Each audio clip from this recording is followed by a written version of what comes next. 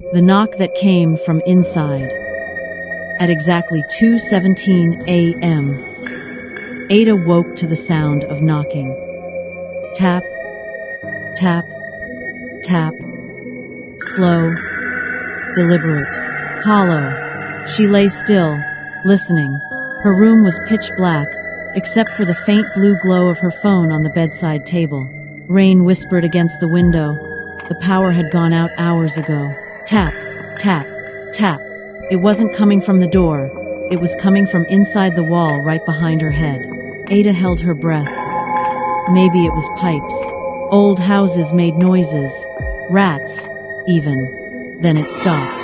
Silence swallowed the room so completely she could hear her own heartbeat in her ears. She exhaled. SC888. Something dragged along the inside of the wall, slow and heavy, like fingernails pulling across concrete. Ada shot upright. "Hello," she whispered, instantly regretting it. For a moment, nothing answered.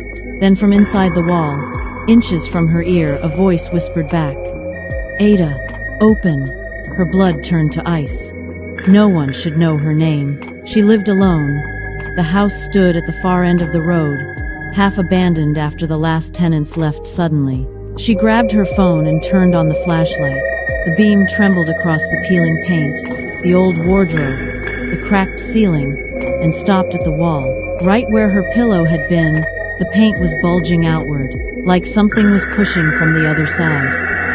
A faint outline appeared, long, thin, unmistakably shaped like a hand.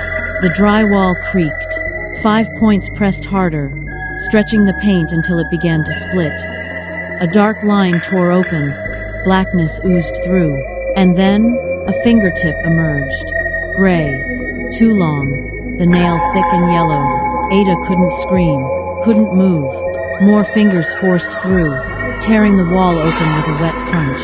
Plaster crumbled onto her bed as the hand clawed its way inside, impossibly long, bending at joints that shouldn't exist. Then a second hand broke through beside it, and slowly, something began pulling itself out. Not climbing, not crawling, unfolding. A head pushed through last skin, stretched tight over bone, eyes sunken, mouth split too wide, teeth clicking as if tasting the air. It smiled at her, and spoke in the same whisper. "You finally heard me." Ada found her voice. "What are you?" The thing tilted its head, bones popping. Then it said softly, "I've been in your walls since before you moved in." Behind it, the torn opening widened. Inside the darkness of the wall, more faces pressed forward. Dozens, all smiling, all whispering her name. And from the hallway outside her room came a knock. Tap, tap, tap. Ada turned slowly toward the door. A voice, her own voice, called from the other side. "Ada, open."